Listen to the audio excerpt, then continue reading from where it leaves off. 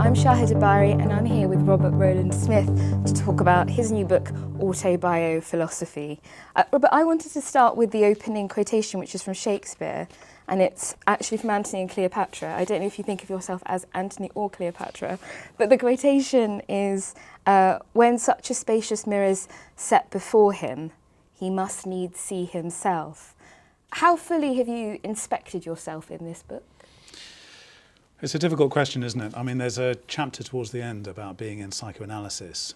And in that chapter, I talk about how possible it is to be honest with yourself, even under perfect conditions, when there's somebody there who's not going to judge you, nobody else is in the room, your unconscious is let loose, and yet still there's a possibility of self-censorship. So I think if even under kind of those ideal kind of laboratory conditions, you can still censor yourself, there's definitely going to be a chance when you're doing something like a book. So that's the first point, I guess. And secondly, you know, yes, it's an autobiography, but I talk a bit about autobiography as a concept in the book. And what struck me writing it is there is a kind of difference between the writer as a person and the written subject as the person you write about. So I don't think you can ever be 100% honest. And then, of course, there's more ordinary things about, things, would I actually put that in or not? Would I be just too ashamed to say that? And it's quite exposing enough as it is, so I don't think it needs any more kind of salacious material than that exists in there. That's interesting, the exposure, because I wonder, were there moments where the mirror was too close and you had to take it away or yeah, there were. So there are two sides to that. One is the mirror was too close, not just on me, but on other people. Yes. So, I mean, the readers won't know this by the time they come to read it, but it went through a whole legal process as well, because the lawyers had to go through it to see if there's any chance of defamation or libel and so on. And of course, anything like that was taken out. But there was still material in there that's quite private to other people. And of course, I needed to get permission for that too. So, there's material about other people that raises that question.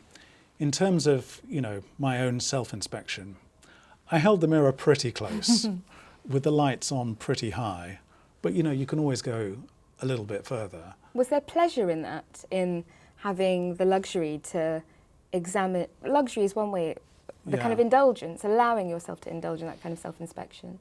Was there pleasure in that? There was pleasure in the sense that I was literally making sense of my life in new ways and seeing repetitions and patterns that I hadn't seen before. So I suppose that was pleasurable intellectually, but actually emotionally it was quite painful at times when I realised, God, I really have made some mistakes, or why did I do that, or am I doing it again, So it was a bit of a double-edged sword, actually. I want to ask you more about those regrets in a moment, but tell me first how the book came about. Okay, so I've written kind of philosophy books before, and I've always wanted to try and answer a really big question. And the big question in this case was, what does it mean to be a human being? Okay, massive, huge question. And when I began work on the book, I thought, okay, well, I'll talk about this, I'll talk about Heidegger, I'll talk about Derrida, I'll talk about Sartre and Plato. And I thought, well, actually, I don't really have the appetite to do that, because I've written kind of didactic books before about Heidegger and Derrida and so on. And I didn't want to be in sort of teaching mode. Mm-hmm. And also I thought that was answering the question at one remove. So I thought, well, if you're going to try and answer that stupidly ambitious question about what does it mean to be a human being, why not take something real, So I thought about, what is the realest thing I can write about? And it was obviously my own experience.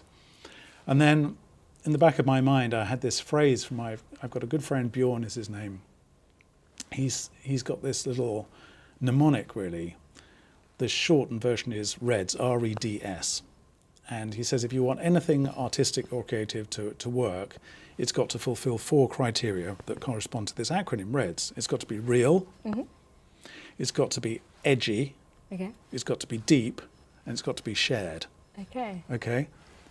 So I had this little protocol whirring in the back of my mind, and thanks my friend Bjorn for that, because I thought that would be the thing that would make the question come alive the most. Yeah. The suit is very edgy too, we should say, as a side note. Did you have the sense that you were writing out your life, or that you were writing through it? I'm asking how therapeutic the process was.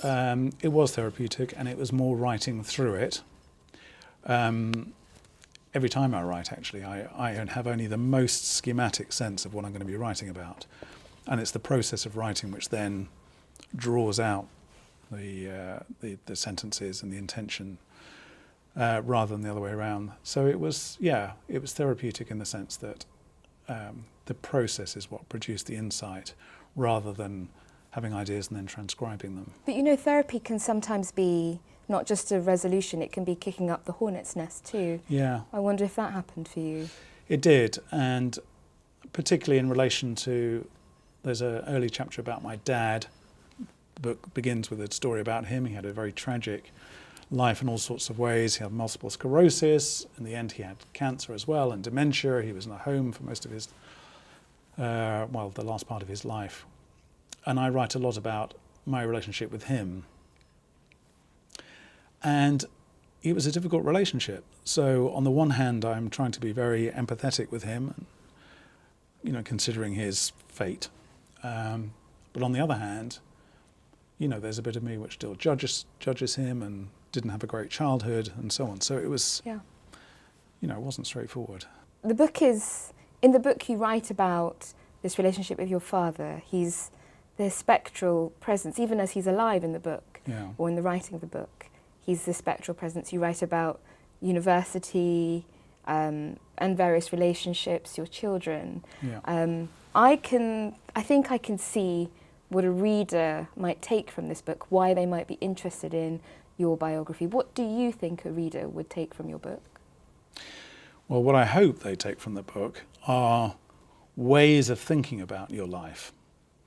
So the book is kind of interspersed with little theories, little models, little diagrams, and they're supposed to be, little ways of facilitating self-inquiry, I suppose. So it's not like saying, look, here's my life, it's so unique and special. It's more like saying, here's my life, here's my way of coming to terms with it. Maybe you, the reader, can use some of these tools, techniques, some of this language to apply to your own situation. Particularly, some of these things are very basic, like repetitions, what are the things we repeat in our lives? What are the patterns? Just that question in and of itself, I think, is quite an interesting one to look at. And when you look at your life over the whole spectrum from beginning to end, and then look at that in relation to your parents' life, you've got a much broader kind of canvas or spectrum for looking at those patterns over, and then it becomes quite interesting. It is interesting, that idea of repetition, partly because you begin the book with that epigraph from Nietzsche about amor fati, that philosophical principle of loving fate and accepting your life for all its faults and flaws, and perhaps repeating eternally those faults and flaws. How committed are you to that principle of loving fate and accepting your lot in life? Well, I think there are two ways of understanding what Nietzsche says. So the phrase amor fati, the love of fate, on the one hand, you can take that as everything that happens to me is great and I'm going to embrace it. But of course, if your life has been less than optimal, that's not such an easy thing to do. So I tend to read what Nietzsche says from a different perspective, which is, henceforward, you should aspire to living your life in such a way that you could tolerate every single thing being repeated ad infinitum.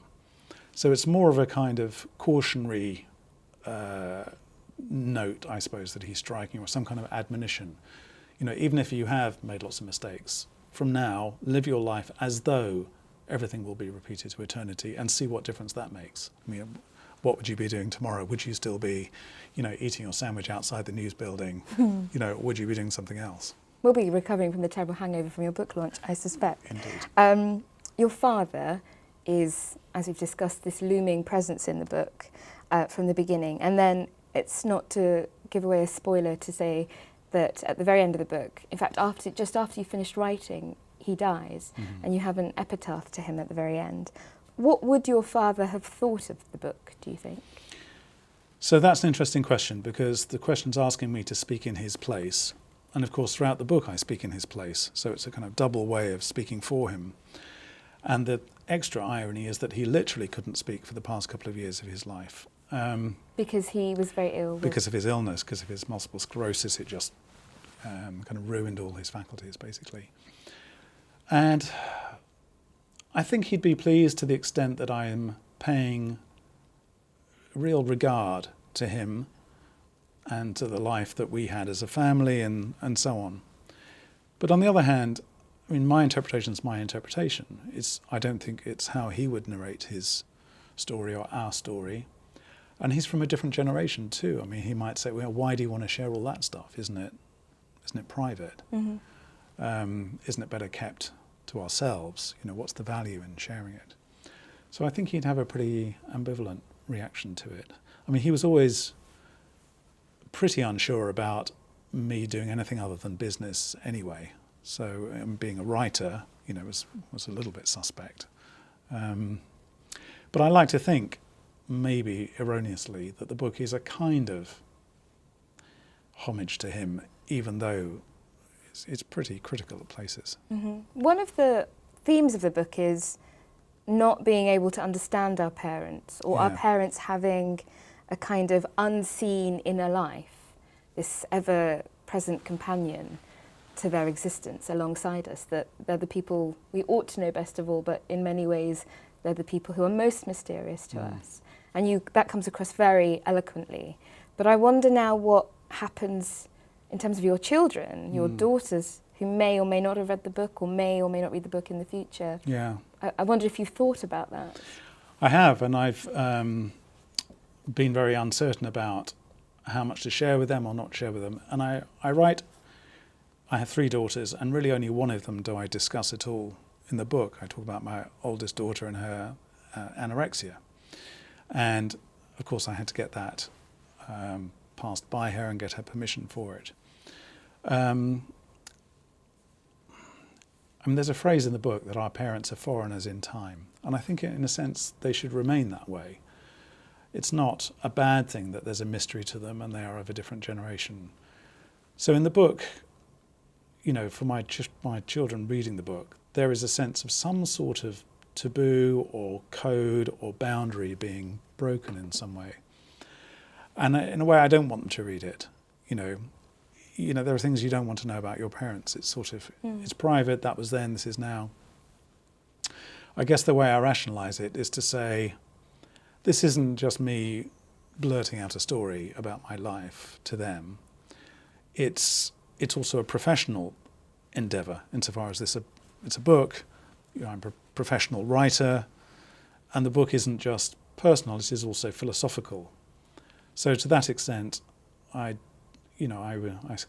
insofar as I feel I need to justify it, I'm saying to them, you know, look, these are also philosophical or psychological ways of thinking about life and my life and your life. A number of the episodes in the book, apart from your father and your daughter, are about romantic relationships. Triangles, love triangles, and then quadrangles, which you actually map out in the book, quite amusingly. Perhaps this is a controversial question, but what would the women in your life, would they have written things the same way?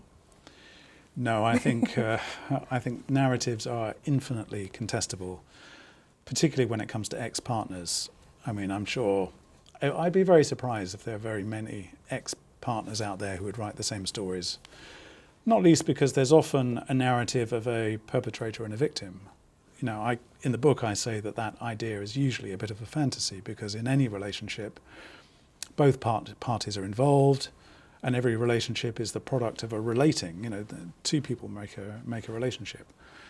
But yeah, I mean, I'd be very surprised if any of the people I've had relationships with read that book and think, yep, that's exactly right, and I'm portrayed exactly fairly, and he's portraying himself exactly fairly. But that is the nature of interpretation, isn't it? It's infinite. Did you send it to them to proof? In most cases. Okay. Keep us updated as to the fallout from that. The book is a biography as an attempt. It's an attempt to rethink biography through philosophy. Yeah. But I wondered if writing a biography in this way also made you rethink philosophy. Yeah, it has. And increasingly, I suppose, to put it very simply, I'm of the mind that philosophy and psychology are much closer together than they tend to be, at least in this country. So in academic philosophy, particularly in this country and in America, philosophy is a very rational, very logical practice, quite technical, particularly in its analytic forms. And the idea of including psychology or particularly psychoanalysis is pretty anathema. So I guess I start from a more continental philosophy point of view, which says those two things can be brought together. But I guess just increasingly, partly because the work I do these days is more with individuals in a psychological or psychotherapeutic setting, I see philosophy as a way of framing ideas for those people to use. And therefore, I kind of more see philosophy in the service of helping people and helping explain lives than as a pure, detached, discrete discipline. You talk about Derrida in quite some depth, which is, I guess, linked to your continental philosophical interests. But it's Freud, I think, most of all. I was quite surprised by that. Were you surprised by your psychoanalytical inclinations? So much of it is about the repetition of trauma and the repetition of experience generationally, a kind of intergenerational haunting almost. Yeah, I was. Although, I did lots of work on Freud, and so it's kind of got into my system. But the Freud stuff is also a bit of a shibboleth for other things, because for the past few years, I've been working with this technique, constellations, systemic constellations, and it's quite hard to write about if people don't know about it, and the theory is the practice is a bit weird. It's anyway. about family relationships, right? It's about family relationships and how they affect one another through the generations. So the intergenerational stuff is actually less to do with Freud and more to do with that, actually. But because it's less well known and it's quite hard to describe the technique, I've kind of used Freud as a kind of cover for talking about that stuff. So it might seem like there's more Freudianism than there might otherwise be. And of course, if you'd resisted that, I would have said you were in denial, of Indeed. course. You do end up with a very different kind of philosophy at the end of the book, where you go to visit or receive a kind of blessing or benediction from a spiritual guru called Mother Meera. And my sense was that you really struggled to allow yourself to believe in that blessing, and yet at the same time it was this completely irresistible and undeniable experience for you. Yeah, no, that's exactly it. There's exactly that tension you describe. And it is very alluring in all sorts of ways. Actually, on the way here, I was thinking, and it's a very crude categorization, I suppose, but I was thinking I've probably gone through three sort of phases in my life. The first was in Oxford, very intellectual, big focus on reason and philosophy and difficult books and so on. I left Oxford. I was then working with people in a much more kind of psychological way and with their emotional lives and so on. But I think this third phase is kind of more about a spiritual inquiry, for want of a better word. And when I was first going to see Mother Meera, I suppose I was on the cusp between phases 2 and 3. But it is extraordinary, and one of the things I say in the book is that there's something about spiritual experience, insofar as we can talk about it at all, which it seems that neither the tools of reason nor the tools of emotion can really get hold of. So in the book I say this spiritual experience is neither a feeling nor a thought. It just seems to enter us from another or through another channel altogether. And that intrigues me, and not just as another experiment, but as something important to explore. Talking of exploring, what next? Because you end this book, the self that I was for the first 50 years of my life is not the self that I will be going forward. You say very intriguingly. Is there a sequel to come? I don't think there'll be a sequel in the same vein as this, depending how it does and what demand there is for more of it, I suppose. I'm writing a novel at the moment, and speaking of being on the cusp, this book is I suppose a cusp between concept and narrative, or philosophy and story. So writing a novel is going more fully into pure narrative. And then up my sleeve I also have a children's book. A philosophical children's book, or? No, a silly, fun children's book just based on stories I've told my kids.